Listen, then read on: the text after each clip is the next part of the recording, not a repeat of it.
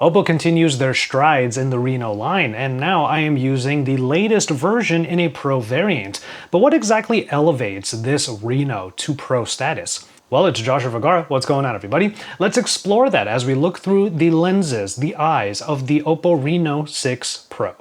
You might notice this thing right here on my chest. I actually DIY'd a couple of magnets for the Rode Wireless Go 2, which I'm still experimenting with as one of my audio solutions. So let me know what you think of the sound quality and also what you think of this little magnet here on my chest in the comments down below. In any case, let's get back to the phone and let's take a look at those camera specs in particular. There is a 64 megapixel main sensor, and that's obviously going to be the one that brings all of the power. Now that is backed by an 8 megapixel ultra wide, but the significant dip in the megapixel count also means plenty more. Mainly that the ultra wide is not able to record at 4K resolution. That's a big bummer. Selecting the ultra wide actually changes the resolution, while then selecting 4K automatically switches to the main sensor. And all zoom is done digitally with levels available at 2, 5, and 10 via that little button in the viewfinder. And then finally you get a couple of other sensors, the 2 megapixel depth sensor and the 2 megapixel macro sensors. There's not really a whole lot that I can say about them that you haven't already heard from many of the other phones that choose to have those two sensors there, when we can all argue that maybe they're not ultimately that useful.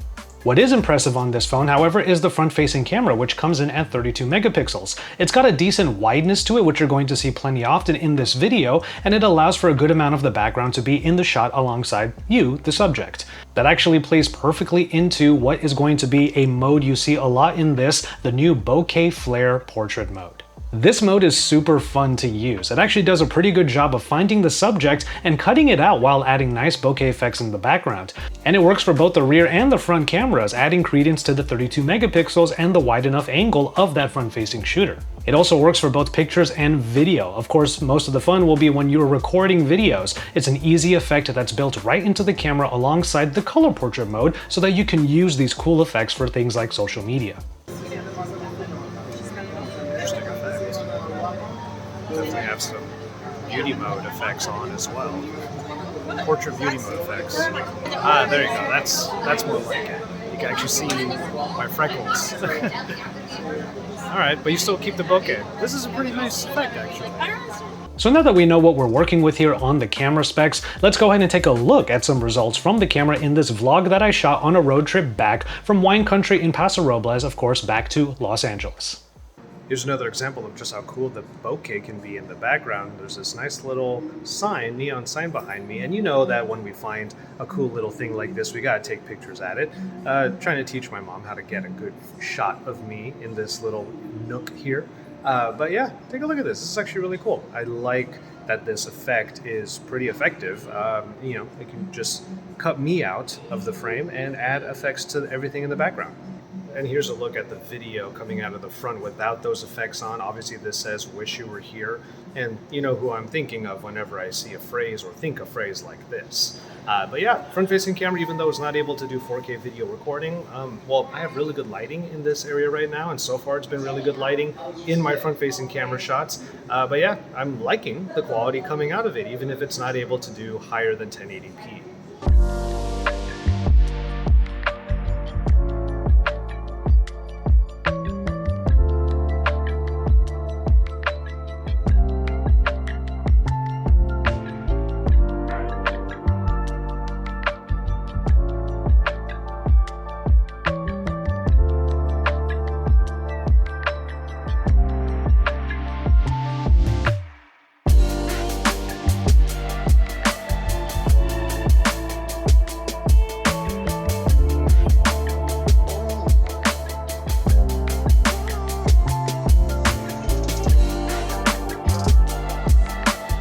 So after seeing all of this, I pretty much find that the results are in line with what I would expect given these camera specs. But there's one important thing to note here, and it's sort of the crux of my thoughts on this phone.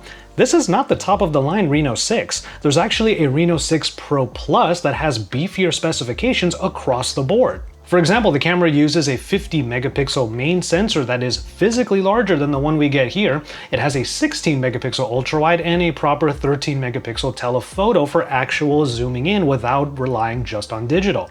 Now don't get me wrong, this is a very affordable device, and for those people who are looking to save a little bit of money, you do have plenty of good performance and you have some fun modes in the camera to play with. But when you tell me something is pro and then you make something that is decidedly more pro, well, I have to mention it. I'll give the Reno 6 Pro credit where credit is due. For most people, it's going to be a great performer and provide just enough for casual users who are looking to save some money and don't have content creation as a priority. The thing is, that's the kind of person I am, and as I'm literally vlogging with this phone in this video, I can't help but feel a little bit envy for the Reno 6 Pro Plus. This little trip of ours has turned into quite the mini holiday for my parents. As you saw earlier, we went to the Sensorial Fields of Light earlier, or rather yesterday, in Paso Robles, and now we're just taking the long way home, going into places like Solvang, this little Denmarkian Dutch type area. That is really awesome to just walk around and just enjoy some cool stuff.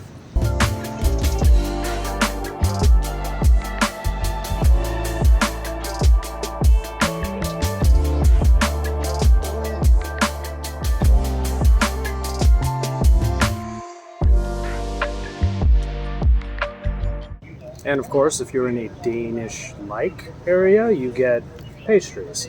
So, pistachio square right here, along with some iced coffee. Maybe it is a little bit of a holiday for me too. I mean, I had to do it. Here in Santa Barbara, you gotta go to the original Habit Burger, the very first one. Continued thoughts on the camera performance as we continue in the vlog. The wide-angle camera is a decent enough performer, but it significantly dips in quality and capabilities from the 64 megapixel main sensor, like I said before. Everything from the photo quality to the video resolution to even the results from the night mode mean that the main sensor is the one that you should use as much as possible. Now, as far as the other modes are concerned in this camera, many of them are modes and features we've seen before in the Reno line. They're there if you really want those kinds of effects or results, and most of them will end up being at 1080p resolution, which also includes the bokeh flare portrait mode, which because of what it's able to do in cutting out the subject, I found myself using way more than I expected.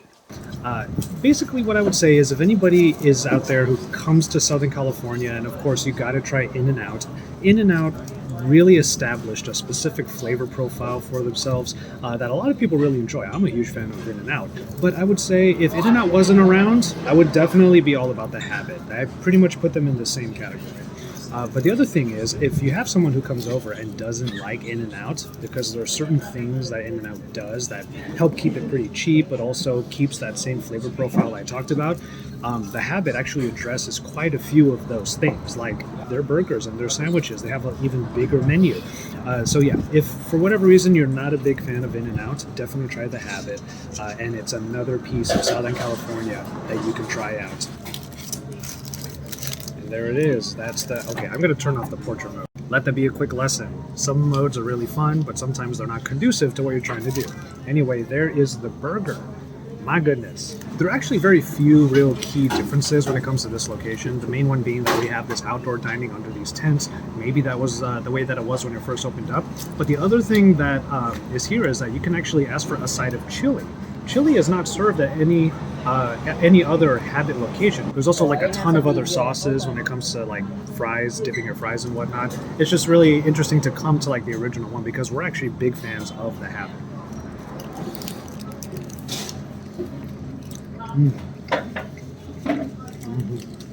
All in all, the Reno 6 Pro is slightly updated but still familiar territory. The phone is a good performer, and at this price point, it's a great choice for users who want to have some of those newer features that Oppo have introduced, but they still want to save some money. Shouts out to the MediaTek Dimensity 1200 for being a good enough processor that I had no hiccups, even after all of the shooting I was doing on this quick road trip. Higher powered tasks like gaming might not run at a full clip compared to higher end processors, but they're still gonna chug along just fine. And the good performance is easy to feel because of the 90Hz display, which is tuned just right for feeling the smoothness of ColorOS and for enjoying your typical apps and games. Credit where credit is due. The Reno 6 Pro puts just enough of the right stuff in a phone that is really affordable, making some of the best that Oppo has to offer more accessible. I mean, that comes right down to even the VOOC charging. The super fast charging is included here at 65 watts, which is always awesome to see. To that end, a full day of constant shooting did not leave me worried, as I got down to 20% by the end of the night. I did get 4 hours of screen on time, but that still didn't worry me because the phone was able to get from the beginning of the day with a lot of camera usage all the way to the end without any problems at all. If anything, the Reno 6 Pro just makes me excited to take that bokeh flare portrait mode and put it on a phone in the Reno 6 Pro Plus that has even better sensors and to see what results that is able to get. But for now, the Reno 6 Pro stands as a great introduction into one, maybe a few of the main features that Oppo is now bringing to their cameras and software. And if you're interested in having a bit of that creative fun added to a practical and very affordable device, the Reno line still has your back pretty much across the board. And so there you have it, a real-world camera test, typically a vlog using the phone in question, in this case the Oppo Reno 6 Pro. I had a lot of fun with the phone. I do wish that some of the specs were a little bit higher, but then again, we have to remember the low price point of this device. So of course, you're going to get a very good performing and practical device with a little bit of extra fun along the way. For more on phones like the Oppo Reno 6 Pro, and hopefully the Pro Plus is coming at some point soon, make sure you subscribe to my channel. Drop some likes on this video and get into the comment sections down below. Let me know what you think of everything you saw and of the audio quality given what I'm trying to do with the Rode Wireless Go 2. With all of that said though, we're going to go ahead and call it on this one. Thank you so much for watching. Please take care of yourselves and each other and enjoy your tea, everybody.